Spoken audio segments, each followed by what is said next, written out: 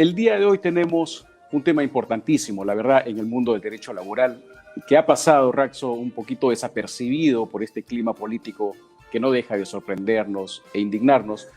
Estamos hablando de las recientísimas modificaciones en materia de relaciones colectivas. Hay una norma que se dio a inicios de los 90 y que ha sido modificada sustancialmente exactamente hace unos 3 o 4 días. Estamos hablando de un decreto supremo que ha sido sancionado por el Ministerio de Trabajo. Y para comentar un poco hacia dónde va, cuál es la intencionalidad de la norma con este decreto y estas modificaciones que tiene para el caso de los sindicatos, la huelga, la conformación, procedencia, silencio positivo, etcétera, etcétera. Estamos pues con un especialista. La verdad que es muy grato tenerlo en esta primera ocasión aquí en Radio Estación Upao. Se trata de Raúl Labarte. Él es un reconocido conferencista en esta materia y no es abogado. De pronto eso es un enfoque que hay que celebrar para una situación coyuntural como esta. Se trata más bien de un ingeniero industrial especialista en economía. Le damos la bienvenida ya a Raúl Labarte, quien nos va a acompañar en el desarrollo de este tema.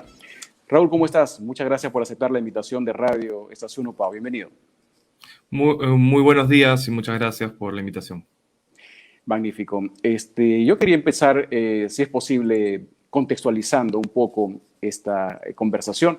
Nos gustaría, por favor, que nos comentaras cómo estás viendo en general la situación de los sindicatos a agosto del 2022. Porque antes era de pronto muy conocido que eran pues un grupo o grupos representativos de varios sectores que podían paralizar el país, que cada vez iba en aumento, etcétera, etcétera, pero parece que esto ha ido menguando con el paso de los años. Cuéntanos. Sí, bueno, yo lo que veo es definitivamente un interés por parte del gobierno de intentar fortalecer a los sindicatos a través de este tipo de legislaciones. Fortalecer no necesariamente, digamos, en aras de su objetivo primordial, que debería ser la cooperación entre el empresario y el trabajador y la búsqueda de mejores beneficios laborales para todos, sino que más bien parece querer el gobierno de Castillo ir hacia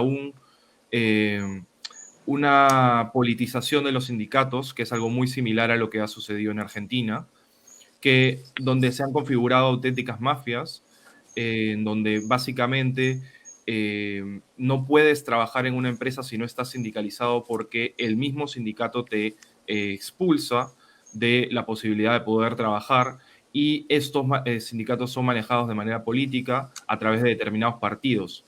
Eso es, yo creo, la intención, tal vez pensando un poco mal, de este decreto supremo, ¿no? Una más, rapidito. ¿Es bueno para un país como el Perú o es malo que tengamos más sindicatos? Es bueno si es que estos sindicatos son voluntarios, es decir, si es que los sindicatos forman parte de la organización natural de los trabajadores en su negociación con las empresas. Yo estoy a favor de que existan sindicatos y de que luchen por los derechos laborales de sus trabajadores, pero esta negociación tiene que ser en igualdad de condiciones y tiene que ser equilibrada, como ha recomendado la Organización Internacional del Trabajo, que no es una organización liberal ni neoliberal, es una organización que busca la defensa de puestos de trabajo justos y bien remunerados, y entiende que para poder garantizar eso tiene que existir un equilibrio entre las partes, ¿no? Bien, sin duda, este importante tema, Johnson, que estamos conversando ya de interés nacional. Bueno, yo quisiera que nuestro invitado, más que todo, nos comente cómo era antes y cómo van a ser ahora las relaciones sindicales, ¿no?, con los empleadores. Sí, lo que incluye este decreto es que a partir de ahora la aprobación de la legalidad de las huelgas, que en el pasado, digamos, el Ministerio de Trabajo no tenía un plazo en el cual se tenía que pronunciar.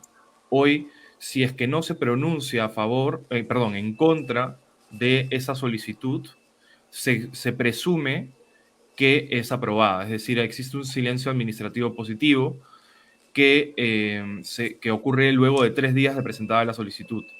Esto definitivamente tiene la intención de fomentar de alguna manera la posibilidad de hacer huelgas e inclusive ahora no necesita existir una negociación colectiva previa entre el empresario y el sindicato para que se convoque una huelga. Es decir, el sindicato puede unilateralmente establecer la legalidad conseguir la legalidad de una huelga sin negociar con su empleador, con la empresa, y además el Ministerio de Trabajo, si no se pronuncia en contra y existen motivos para creer que si está politizado el Ejecutivo, puedan el Ministerio de Trabajo aprobar determinadas huelgas que les sean convenientes para objetivos políticos, ahora podrá ser legal esa huelga. Y eso implica obviamente existe una inestabilidad importante en el manejo de las negociaciones entre los empresarios y los trabajadores, algo que perjudica principalmente a ambos, tanto a los trabajadores como a los empresarios y también a los consumidores, porque al final trabajadores que están en huelga es menos producción y en un contexto de inflación eso genera escasez de productos y aumento de precios. Ahora, hay una serie de especialistas, Raxo, amigos, Raúl, que ya están haciendo pública su manifestación en el sentido de la ilegalidad de este decreto supremo, están planteando inclusive su inconstitucionalidad. Y hay un detalle importante que me parecería importante, valga la redundancia, señalar, si acaso esto es verdad, porque como digo, esto ha pasado de un momento a otro. Esta norma y estas importantes modificaciones, Raúl, se han planteado, digamos, en un nivel de consenso entre trabajadores y privados y empresarios. ¿Ha sido discutido incluso en el Consejo Nacional de Trabajo? No, de hecho, parte de los vicios legales yo los he clasificado como dos, ¿no? En la primera, que no ha existido un consenso político en el Consejo Nacional de Trabajo, ha sido una decisión unilateral del Ejecutivo a través de un decreto supremo, y eso hace que no tenga consenso político ni social, pero también yo no soy constitucionalista, pero de alguna manera entiendo que si un reglamento, si lo que se está modificando es el reglamento que ha aprobado, el reglamento de una ley que ha aprobado el Congreso, es el Congreso el que debería haber reformado este reglamento y no a través de un decreto supremo que ha emitido el Ejecutivo, ¿no? Y yo creo que ahí, como he revisado de varios especialistas, está el problema de la constitucionalidad de esta norma, de la inconstitucionalidad de esta norma, ¿no? Bien, Raúl, ¿y cómo está un poco esta legislación a nivel de Sudamérica? Porque, digamos, ¿cuál es el punto medio, no, que deberíamos tener, quizás, de acuerdo a la realidad nacional? Porque algunos dirían, hay muchas demandas laborales legítimas que a veces demoran, digamos, en dar el aval del Ministerio de Trabajo y por ende, digamos, ya se pierde un poco en el tiempo, quizás, la fuerza de la solicitud de los trabajadores. Pero a nivel de Sudamérica, ¿cómo están un poco manejándolo este tema? ¿Cuál sería un poco el punto medio, como te digo? Sí, algo que quería mencionar, que creo que lo que deberíamos querer todos en cuanto a la relación entre trabajadores y empresas es una relación de cooperación, ¿no? Toda actividad económica funciona por la cooperación entre quienes aportan el trabajo y quienes aportan el capital, ¿no? Esa combinación es la que genera la producción nacional. Entonces, relaciones poco cooperativas, como las mide el Índice de Competitividad Global del Foro Económico Mundial, muestra que el Perú está en el puesto 108 del mundo, es decir, estamos bastante abajo en cuanto a relaciones laborales cooperativas. Tenemos una conflictividad laboral alta, y esto incluso está por debajo de países de la región comparables como Chile, México, Colombia, Paraguay y Ecuador. Y de hecho, Argentina, que está peor que nosotros, tiene un modelo similar a lo que propone el decreto supremo, en donde los sindicatos se han convertido en auténticas mafias, ¿no? En donde son manejadas inclusive por partidos políticos específicos que tienen líderes sindicales que son funcionales a sus intereses y pueden chantajear incluso a empresas que estén en contra del partido político. Entonces es muy grave caminar hacia ese sentido, porque es politizar algo que debería ser eminentemente productivo y de derechos sociales para los trabajadores, derechos laborales, pero que no debería tener un tinte político. Y esta norma fomenta ese tipo de manejos que van inclusive en contra de los propios trabajadores, porque este decreto supremo, por ejemplo, impide que un trabajador que no quiera ser parte de la huelga pueda trabajar, ¿no? Y eso es muy grave, porque estás atentando contra la libertad de trabajo de personas que tal vez no están de acuerdo con el sindicato y que sí quieren seguir trabajando, ¿no? Entonces, este decreto va a contrapelo de esa libertad de trabajo y por eso también es injusto para va a ser injusto para muchos trabajadores, ¿no? Efectivamente. Ahora estamos viendo, Raúl, en este decreto supremo que, si bien es cierto, una huelga, por ejemplo, es una manifestación, ¿no es cierto? Es no necesariamente una paralización. Por eso es que en los últimos años y diversas legislaciones están consagrando la posibilidad de que el empleador pueda reemplazar, ¿no es cierto?, la operatividad de algunos de sus trabajadores a efectos de que el impacto, digamos, sea mínimo en la medida de lo posible para los intereses de la empresa y a la postre también del trabajador. Con este decreto supremo, a partir de este momento, ello no es posible, ¿cierto? Así es. Se ha prohibido se ha prohibido que se reemplace temporalmente a los trabajadores que salgan a hacer una huelga. Y eso tiene el objetivo evidente de obligar al empresario a asumir los costos de paralizar sus operaciones por esa huelga, ¿no? Y de hecho yo alguna vez he escuchado a muchas personas de izquierda decir que una huelga no tiene sentido si es que no genera daños, ¿no?, económicos. Porque es el daño económico el que permite la posibilidad de negociar y de exigir digamos, mejores condiciones. Ese es el argumento que la izquierda tiene, la visión ideologizada que ellos tienen, respecto a que si una huelga no le cuesta al empresario, entonces no va a ser efectiva. El asunto es de que en realidad yo creo que todo empresario que tenga visión de largo plazo entiende que tiene que llevarse bien con el sindicato que está asociado a su empresa y que, por lo tanto, lo que debería ser fomentado no es el costo, sino más bien el beneficio de la cooperación. Es decir, el beneficio de que ambos puedan sentirse o puedan estar en la mejor condición posible de acuerdo a las posibilidades de la empresa y de acuerdo a las capacidades del trabajador, ¿no? Ahora, no solamente eso, no solamente le impide a las empresas que puedan coberturar, digamos, esos espacios de los trabajadores que van a asistir a la huelga, sino que además permite que ingresen otros que de pronto antes no necesariamente tenían esa puertita abierta. Me refiero a los que no están planillados, ¿verdad? Inclusive creo a los que están despedidos. Sí. Eso incluye a aquellos que han sido despedidos, a trabajadores independientes. Okay. Y en general, digamos, personas que no deberían, que no están en planilla, ¿no? Que no están en la planilla de la empresa. Y eso, obviamente, no tiene demasiado sentido porque hay trabajadores que por su naturaleza pueden ser independientes como consultores. Es evidente también que existe un problema de formalidad, que existen trabajadores independientes que no deberían ser independientes y que tienen una relación de dependencia. Pero eso no se va a resolver sindicalizándolos.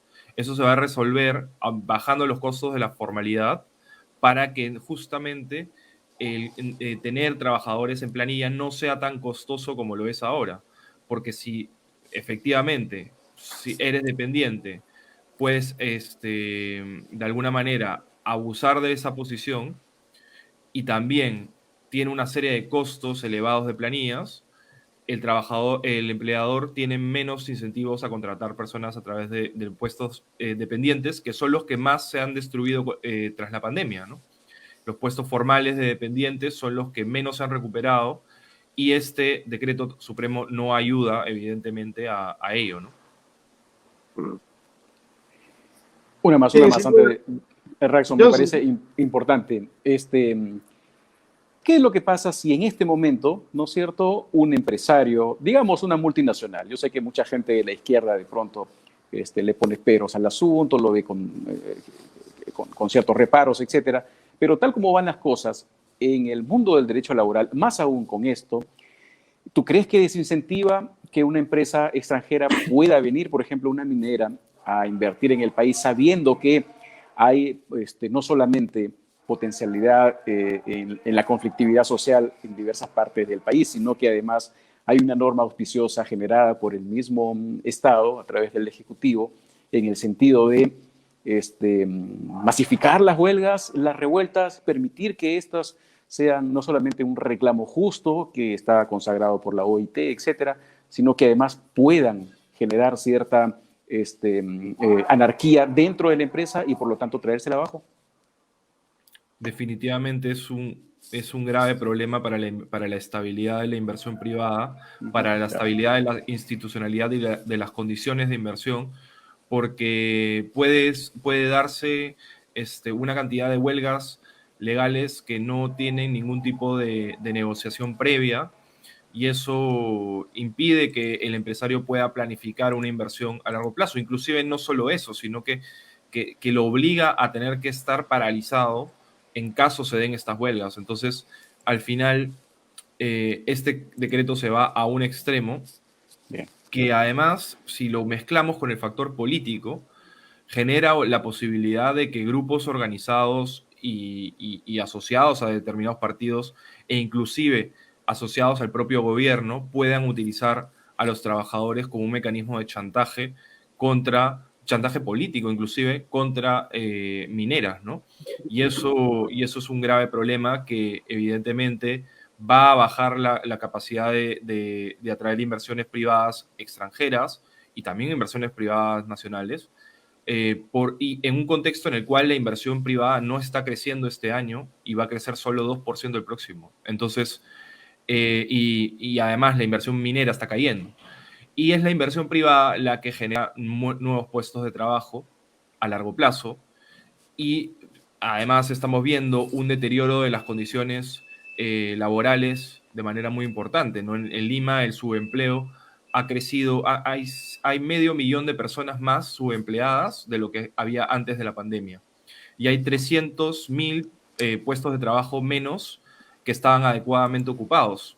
Es decir, el deterioro, el aumento del subempleo proporcionalmente ha sido muy importante después de la pandemia. Y si hacemos este tipo de medidas que no facilitan a la contratación formal, este subempleo va a seguir aumentando, ¿no? Entonces, ese es el principal problema que ya sea por mala intención o por desconocimiento, el gobierno ha impulsado, ¿no? bien, sin duda es un tema controversial, ¿no? Dependiendo cómo se lo vea, como se dice, el punto de vista de los empleadores, el punto de vista de los trabajadores. Pero muchos dirían que también, por ejemplo, los sindicatos en el país habían perdido fuerza y quizás este decreto de urgencia sirva para un poco poner la balanza, ¿no? Más estable dentro de la mesa. Lógicamente hay algunas cosas que se deben ajustar o modificar, pero quizás ahora, si bien es cierto, la negociación colectiva puede tener mayor facilidad, pero cómo está un poco la legislación en cuanto a la conformación de los sindicatos, sigue siendo, digamos, complicado el trámite, también se les ha dado facilidades en esos temas. En eso sí no sé si podría opinar demasiado porque no soy abogado laboralista, no sé cómo está la situación de la ley de sindicatos, pero sí te puedo hablar de los impactos económicos que ha tenido, por ejemplo, el cambio que ocurrió en los noventas, ¿no? En los noventas, si bien para muchos en la izquierda puede haber sido, no sé, una gran pérdida de poder de los sindicatos, la verdad es que las huelgas que antes eran 800, y llegaron a ser 800 huelgas al año, según los datos del propio Ministerio de Trabajo, hoy día oscilan entre 2 y 5 al año, ¿no? Entonces, el cambio es importante. Y todas esas horas hombre perdidas, que además son pagadas normalmente, estamos hablando de pérdidas no solamente para la empresa, sino también para la sociedad, porque estás hablando de que ese gasto que sigue yendo a los trabajadores no se traduce en producción para la sociedad. Y las empresas también cumplen un rol público en el sentido de que si no, esas empresas no pueden producir, eso tiene efectos sociales. Una empresa que produce alimentos y deja de producir afecta a familias y eleva los costos de vida. Entonces, también hay una responsabilidad tanto de los trabajadores de entender que su trabajo tiene también una función pública y que si ellos dejan de trabajar, tiene efectos en la sociedad, ¿no? Como, por ejemplo, la escasez de ciertos productos.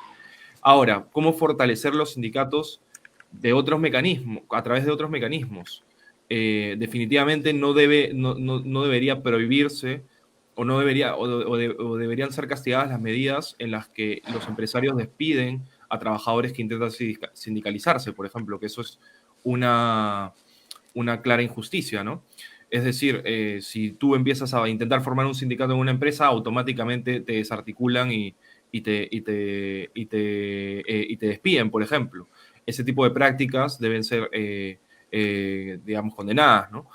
Y también, obviamente, fomentar la formalización, porque un trabajador que es independiente, que tiene una relación de dependencia en realidad, ¿no? En términos reales, no puede sindicalizarse. Entonces, si es que la formalidad no aumenta, porque además este decreto va a beneficiar solamente al 5% de los trabajadores a nivel nacional, que son aquellos que trabajan de manera dependiente y que son formales.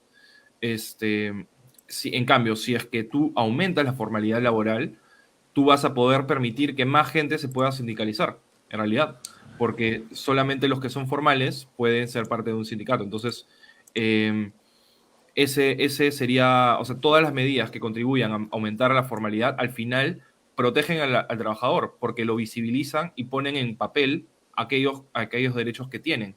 Sin resolver la informalidad, al final, fortalecer a los sindicatos va a disminuir la formalidad, porque vas a hacer que los empresarios tengan menos incentivos para contratarlos formalmente.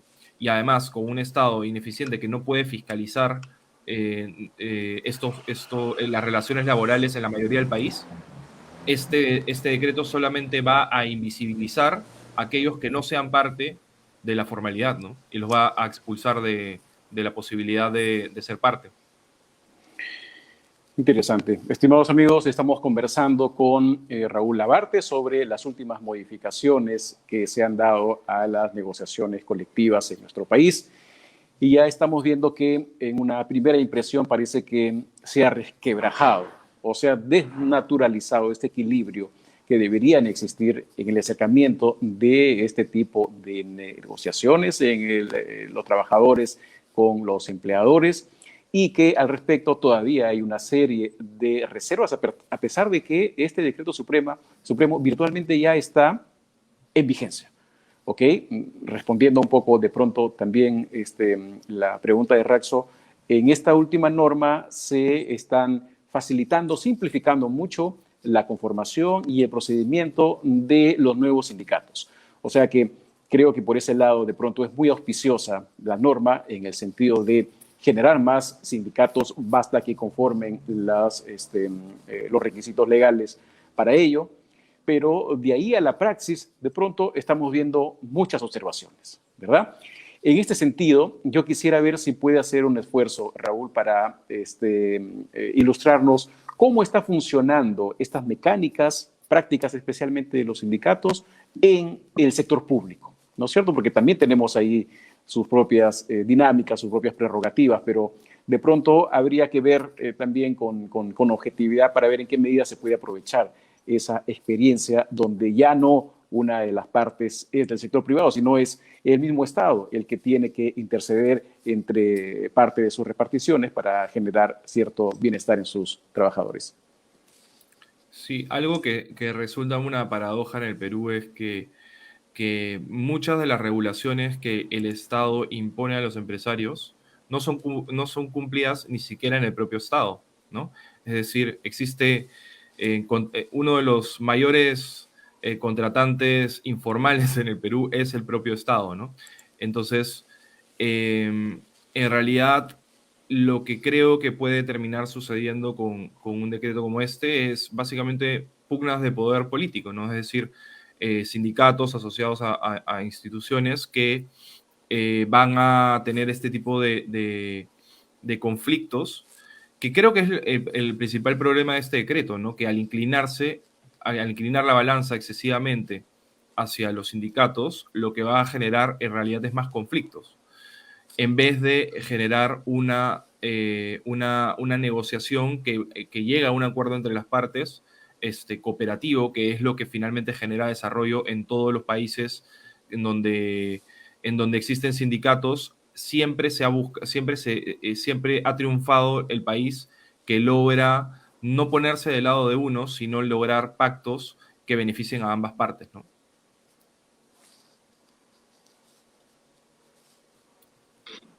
Bien, Johnson, entonces, sin duda una ley polémica que seguramente va a traer mucho más debate todavía en estos días, ¿no? Efectivamente, ¿no? De pronto estamos viendo que el origen de la norma parece ser que no es muy legítimo, a pesar de que de pronto para algunos podría tener buenas intenciones, ¿no es cierto? En ese aspecto sí estamos de acuerdo en que los trabajadores no tengan necesariamente la obligación de afiliarse a un sindicato específico, pero que tengan la libertad para hacerlo, ¿no es cierto? Si a ellos les conviene, según sus intereses, si pueden participar, ¿no es cierto? Pero no sé, el contexto en el que estamos, donde no vemos una promoción de la inversión privada, donde, como muy bien decía Raúl, estamos decayendo no solamente en la inversión, en la empleabilidad, está aumentando la precarización, etcétera, etcétera.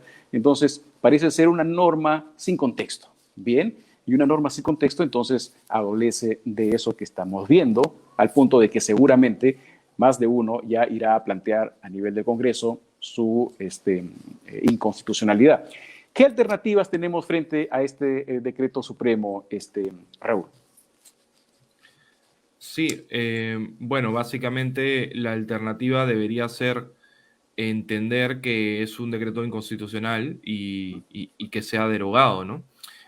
Obviamente, creo que algo que suele suceder mucho entre los políticos, y no solamente en la izquierda, sino también en la derecha, es atacar los síntomas y no atacar las causas. Yo creo que uno de los principales problemas por los cuales los sindicatos no tienen la fuerza que tienen en otros países es por la informalidad. Y la informalidad no se va a combatir con este decreto. La informalidad se tiene que combatir a través, en primer lugar, de fiscalización, pero en segundo lugar, de requisitos razonables para ambas partes. No por subir el salario mínimo a $1 millón, todos nos vamos a volver millonarios, ¿no? Entonces hay que entender que la economía tiene unas ciertas reglas en donde la productividad laboral es el principal indicador para definir el salario. Entonces, evidentemente, existen situaciones en las cuales el empresario puede tener un poder de negociación mayor que el trabajador y pagarle por debajo de su productividad laboral. Eso puede pasar y por eso los sindicatos se deben organizar para poder exigir que se les pague de acuerdo a esa productividad laboral. Pero cuando se va al otro extremo y se exigen más allá de aquello que la productividad laboral define, el empresario finalmente no puede estar recibiendo menos de lo que paga. Y eso a largo plazo tampoco es sostenible, ¿no? Y eso además perjudica a la sociedad porque extrae recursos de esta empresa que deberían estar puestos el servicio de la comunidad a través de bienes lo más baratos posibles y se va a finalmente a los trabajadores de una manera desproporcionada y eso tampoco es justo para todas las partes, ¿no? Raúl, nos están preguntando por interno, me parece muy interesante la pregunta, te la traslado, nos dicen, el expositor está convencido de que esta norma tiene un interés netamente político. Yo estoy convencido de eso, sí. Estoy convencido porque no es la primera norma que tiene objetivos políticos, se conoce el discurso político de Pedro Castillo, se conoce cuáles son sus aliados internacionales, se ha vestido con un liqui venezolano, ha invitado a Evo Morales, y en Argentina es conocida esta forma de operar de los sindicatos, que también es parte de este eje, ¿no? Entonces, no me extraña a mí, uniendo los puntos, de que exista un interés político de empezar a politizar los sindicatos con el objetivo de extraer rentas a los grupos económicos y de esa manera aumentar su poder político, ¿no? Así que esa es la parte política adicional a lo económico, ¿no? Bien, y yo agregaría ahí de pronto con algo de sorna, si me permites, Raúl, si esta va a ser la intencionalidad en las progresivas normas que dé el Ejecutivo, entonces vamos a estar creyéndonos o vamos a terminar creyéndonos todos los cuentos de Willax, ¿no es cierto? Y eso ya es bastante. Raxo, ya casi para terminar, nos quedan 3 minutos. Bien, no solamente para agradecerle a nuestro invitado por su tiempo, por la entrevista. Quizás Johnson podamos tenerlo nuevamente en un próximo programa, ampliando esta información tan importante para todos los trabajadores. Sí, efectivamente. Este ha sido un primer contacto, estimados amigos de Radio Estación Upao, con Raúl Labarte. Es un reconocido y joven articulista, observador de la realidad nacional, del mundo empresarial, del mundo laboral también. Su enfoque nos ha resultado bastante refrescante porque no es, muy bien lo ha dicho, necesariamente abogado, pero a veces siempre es bueno que estos espacios, sean también abordados de una manera multidisciplinaria, porque a veces los abogados terminan enredando un poco más las cosas, ¿bien? Cuando el sentido común debe privar inclusive en el análisis de la norma. Raúl, ¿dónde pueden encontrarte, por favor? Porque entiendo que participas en el Montonero y además eres presidente de una asociación, ¿verdad? Cuéntanos rapidito. Sí, en este momento soy director, ¿no? Sí, director de la Asociación de Contribuyentes del Perú, que nos pueden encontrar en Twitter, en Instagram, en Facebook, como Tú Contribuyes, o con el mismo nombre de la asociación. Y a mí me pueden seguir en Twitter con Raúl Labarte, todo junto, en donde siempre estoy comentando de la política nacional y además escribo en El Montonero y en Expreso, ¿no?